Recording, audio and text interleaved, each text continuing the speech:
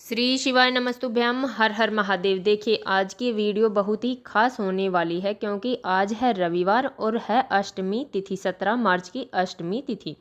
देखिए यह फाल्गुन मास की अष्टमी तिथि है। तो अगर हम कुछ उपाय करते हैं तो ये हमारे जीवन से अंधकार को दूर करते हैं और जो हमारे जीवन में जो भी दोष आ रहे हैं उन सभी को समाप्त कर देते हैं।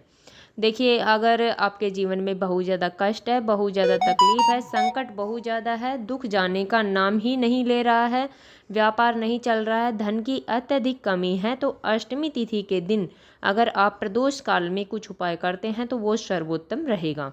पूज्य गुरु जी की कथा सुनकर समझकर समझाने का पूरा प्रयास करूंगी, इसलिए वीडियो को अंत तक जरूर देखना।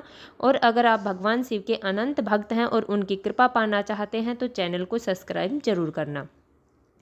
चलिए चलते हम पहले उपाय की। और पहला उपाय उन लोगों को करना है जिनके जीवन में बहुत ज़्यादा अंधकार है, उनकी जो कोई भी काम है वो बन नहीं रहा है, काम बनते बनते बिगड़ जाता है, व्यापार चल नहीं रहा है, नौकरी लग नहीं रही है। तो ऐसे लोगों को आज का उपाय ये करना चाहिए। देखिए करना क्या है, आपको लेने हैं 2 लौंग के जोड़े। लौंग है वो साबुत लौंग होनी चाहिए, खंडित लौंग नहीं होनी चाहिए, यानी फूल वाली लौंग होनी चाहिए। उसके बाद में हमें लेना है थोड़ा सा लाल चंदन। देखिए लाल चंदन का अगर पाउडर मिल जाता है तो सर्वोत्तम है, वरना आप लकड़ी के चंदन को भी पीसकर उसका पाउडर बना सकते हैं। उसके बाद में हमें लेना है 1 लोटा जल। लोटा है वो हम तांबे का लेंगे, उसमें शुद्ध जल हम भर लेंगे। देखिए जल है वह अपने घर से ले जाना है। पूज्य गुरु जी ने बताया है कि अगर अपने घर से ले गया हुआ जल हमारे सभी दोषों को समाप्त कर देता है। देखिए उसके बाद में हमें लेना है 1 दीपक। दीपक है वो आप मिट्टी का दीपक भी ले सकते हैं या फिर आप आटे का दीपक बना सकते हैं। देखिए उसमें हमें गोल बत्ती की रुई की बत्ती हमें लगा देनी है। उसके बाद में ये सब सामग्रियां लेकर हमें पहुंच जाना है शिव के मंदिर में। देखिए वहाँ पर हमें चौखट पर जाने के बाद में सबसे पहले वो दीपक हमें प्रज्वलित करना है। और उस चौखट पर देखिए हम जैसे ही अंदर की तरफ प्रवेश करेंगे तो हमारा जो सीधा हाथ है उस चौखट पर हमें वह एक दीपक प्रज्वलित कर देना है। देखिए उसके बाद में हम जाएंगे भगवान शिव के शिवलिंग के पास, यानी मंदिर के अंदर। देखिए अंदर जाने के बाद में हमारे पास जो 1 लोटा जल है उस 1 लोटे जल को हमें भगवान शिव के शिवलिंग पर श्री शिवाय नमस्तुभ्यम का जाप करते हुए आधा लोटा जल वो हमें समर्पित कर देना है। देखिए हमें पूरा लोटा जल हमें समर्पित नहीं करना है, वहाँ पर हमें आधा लोटा जल समर्पित कर देना है। देखिए उसके बाद में हमारे पास जो लौंग है, देखिए लौंग को हमें अपने सीधे हाथ में लेना है और उसे अपनी मनोकामना बोलते हुए भगवान शिव के शिवलिंग पर दोनों लौंग हमें समर्पित कर देनी है। और अपनी प्रार्थना हमें अपना सीधा हाथ रखकर भगवान शिव के शिवलिंग के ऊपर जो लौंग हमने समर्पित की है वहाँ पर अपना सीधा हाथ रखना है और अपनी जो भी मनोकामना है, व्यापार से संबंधित, नौकरी से संबंधित, बच्चों से संबंधित जो भी आपकी मनोकामना है वो हमें वहाँ पर बोल देनी है। और थोड़ी देर के बाद में उस लौंग को हमें वहाँ से हटा लेना है। देखिए वहीं पर हमें रखे नहीं रहने देना है, हमें उस लौंग को वहाँ से उठा लेना है और उसे हमारे पास जो 1 लोटा जल है उसमें से आधा लोटा जल जो हमारे पास बचा है उस आधे लोटे जल में वो लौंग हमें डाल देनी है। देखिए उसके बाद में हमारे पास जो लाल चंदन है उस लाल चंदन को भी हमें उस आधे लोटे जल में डाल देना है। देखिए यह उपाय आप पूरे दिन में कभी भी कर सकते हैं। अष्टमी तिथि को अगर आप प्रदोष के दिन इस उपाय को करते ना प्रदोष के समय इस उपाय को करते हैं तो यह सर्वोत्तम रहेगा। देखिए अब इस आधे लोटे जल को हमें लेकर जाना है बेलपत्र के पेड़ के नीचे।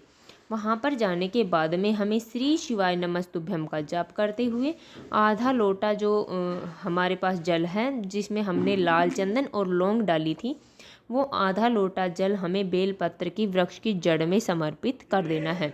देखिए सूर्यास्त के बाद में हमें इस उपाय को नहीं करना है।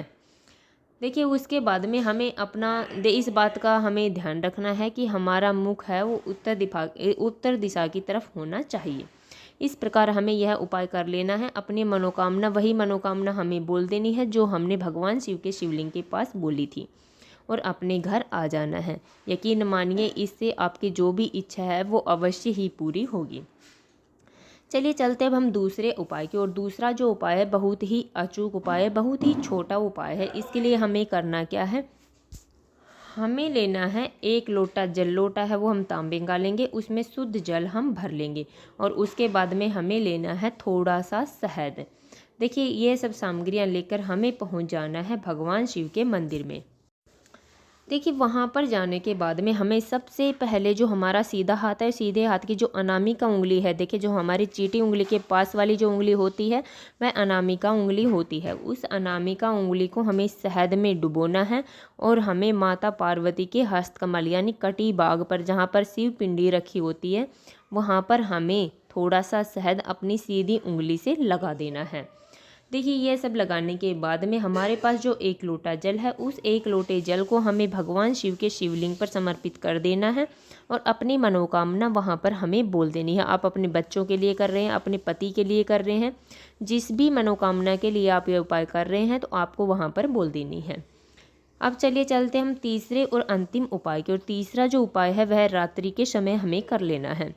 देखिए हमें करना क्या है, हमें लेना है 1 दीपक। दीपक है वो हम लंबी बाती का दीपक लेंगे, उसमें हमें घी भर लेना है। दीपक आप मिट्टी का भी ले सकते हैं या फिर आप आटे का दीपक बना सकते हैं। उसके बाद में हमें लेना है काले तिल के दाने। देखिए काले तिल के दाने लेने के बाद में हमें पहुंच जाना है अपने मेन दरवाजे पर यानी गेट के ऊपर रात्रि के समय पहुंच जाना है।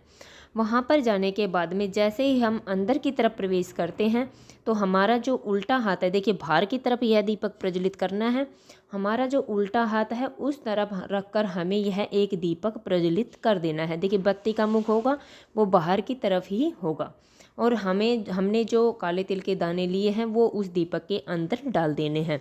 देखिए यह उपाय बहुत ही अचूक उपाय है, बहुत ही कारगर उपाय है आपके जीवन से समस्त समस्याओं को, परेशानियों को दूर करने के लिए। देखिए छोटे छोटे उपाय हैं परंतु बहुत ही अचूक उपाय हैं। अगर अष्टमी के दिन ये उपाय कर लिए जाएं तो हमारे जीवन से सभी समस्याएं, सभी परेशानियां समाप्त हो जाएंगी। हमने अपनी तरफ से समझाने की पूरी कोशिश की है। उम्मीद है आपको वीडियो समझ में आ गया होगा। अगर वीडियो अच्छी लगी तो लाइक करना और अगर आप चैनल पर नए हैं और अभी तक आपने चैनल सब्सक्राइब नहीं किया है तो ऐसे ही छोटे छोटे उपायों को देखने के लिए प्लीज़ हमारे चैनल को सब्सक्राइब जरूर करें और कमेंट में हर हर महादेव अवश्य लिखें। श्री शिवाय नमस्तुभ्यम। हर हर महादेव।